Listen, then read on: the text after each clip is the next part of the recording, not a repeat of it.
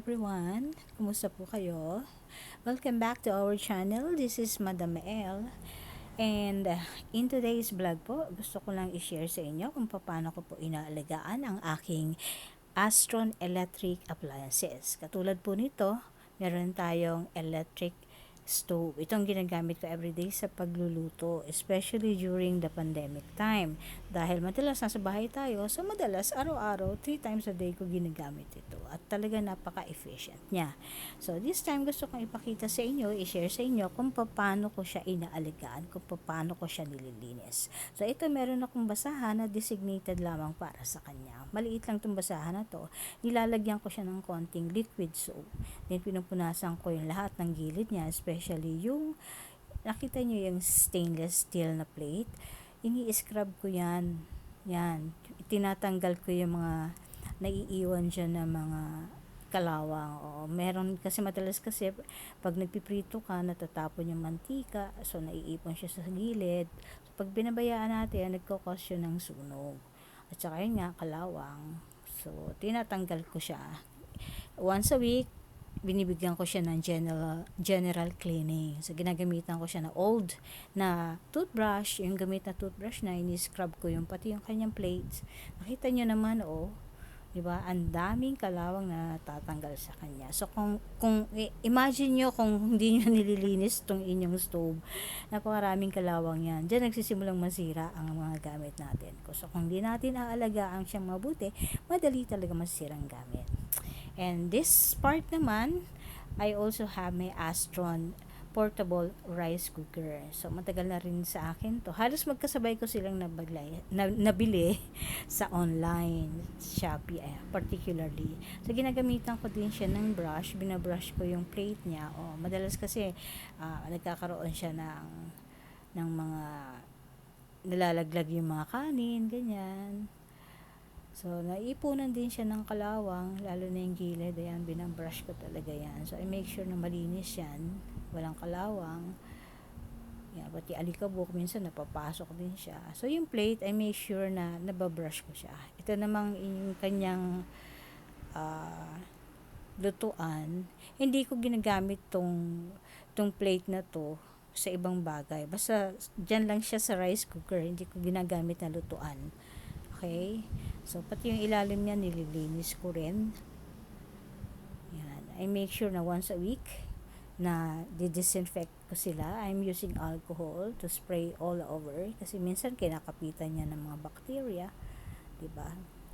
So, yan. I make sure na malinis. Pati itong cover niya, hinugasan ko yan. Nililinis ko yung gilid niya, sinasabunan ko yan. Kasi naiipunan niya ng scum. Yung mga natirang bula ng kanin kapag nagluluto tayo. Saka gusto ko talaga malinis yung gamit kasi naipunan ng ang bacteria dyan. Pati yung ilalim, pinupunasan ko rin. Ini-scrub ko ng old toothbrush. Yan yung gilid na yan. So talaga I make sure na malinis siya. Hindi naipunan ng kalawang, hindi na naiipunan ng alikabok. So gumagamit ako ng wet towel and dry towel para siguradong tuyong-tuyo yung ating rice cooker. So, I make sure din na maayos yung pagkakakabit ng ating plug. I make sure na wala siyang sira. At habang ginagamit ko siya, I make sure na naka-install siyang mabuti or nakakabit siyang mabuti. Kasi dyan nagsisimula ang pagkasira ng gamit. Dyan din nagsisimula ang pagkakaroon ng sunog pag hindi tama yung pag-install mo ng plug. So, ayan guys. So, nakita nyo kung paano ko siya inaalagaan. Kaya tumatagal sa akin ng gamit kasi nga, binibigyan ko siya ng tender, loving care. So, I hope ganun din kayo sa mga gamit nyo para mas tumagal siya. Diba? Matagal na kami magkasama nito since 2019 pa. Hanggang ngayon, magkasama pa rin kami. Ganun kami magmahalan. Kasi inaalagaan ko siyang mabuti. Diba guys? I hope meron kayong natutunan sa vlog na to kung paano niya alagaan. Hindi lang yung Astron brand, kundi yung iba pang mga electric appliances ninyo. Ayan.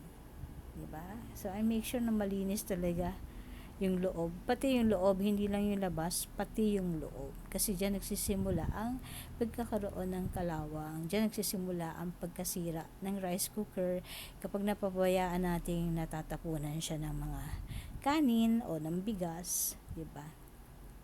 So, ayan. So, ayan, tapos ko nang linisin. Ngayon, magsasaing naman tayo. So, gumagamit ako ng scooper. Ayan, 3 scoops ng rice ang sinasaing ko everyday. Once lang kasi ako nagsasaing.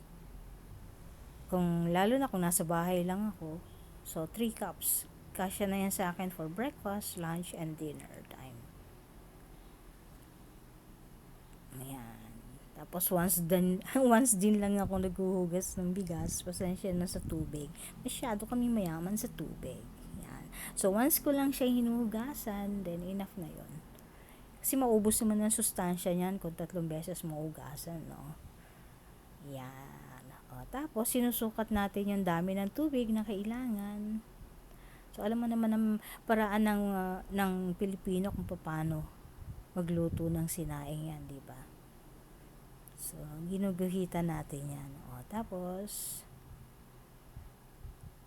pupunasan muna natin mabuti ang ilalim ng ano bang tawag dyan?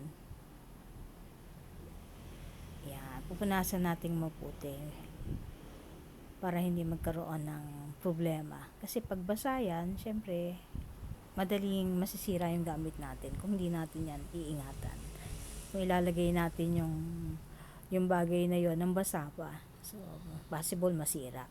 Then, I make sure maayos yung ating cable bago nating i-switch or switch on yung ating rice cooker.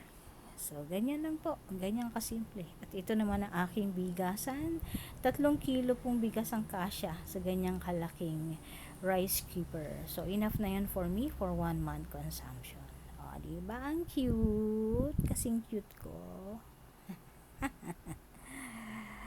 Ay, so, ayan. Papakita naman natin ngayon kung paano ka ginagamit sa pagluluto ang ating Astron electric stove. So, pwede mo namang itodo. Meron siyang 5 settings. Pero pag nagluluto ko, tinotodo ko na para mabilis siyang uminit. O, ayan. O, ayan. So, papakita ko sa inyo kung paano ako nagre-reheat ng aking pagkain. Gumagamit ako ng non-stick plate katulad nito. Ayan. Para hindi ko na kailangan gumamit pa ng mantika sa pagre-reheat ng aking pagkain. So, konting init lang yan. Actually, water lang nilalagay ko dyan para kumulo lang, mainitan. So, ayan. 2 minutes, 3 minutes is enough para ma-reheat yung aking pagkain. So, ayan, nakikita nyo, sabay ko silang ginagamit, yung aking Astron portable rice cooker at yung aking Astron electric stove. Very efficient silang pareho. Matagal na sila sa akin since 2019 pa. At hanggang ngayon, ginagamit ko pa rin sila. So, yun ang sikreto guys kung paano magtagal ang ating mga gamit. Ingatan natin, linisin natin, mahalin natin. Okay, so maraming salamat po sa inyong panonood. Kung nagustuhan nyo to, please like and subscribe to my channel as well. Okay, bye-bye. See you next time. Bye. Ingat palagi. Ano, tingnan niya ang apoy. Ulit ang mainit niya at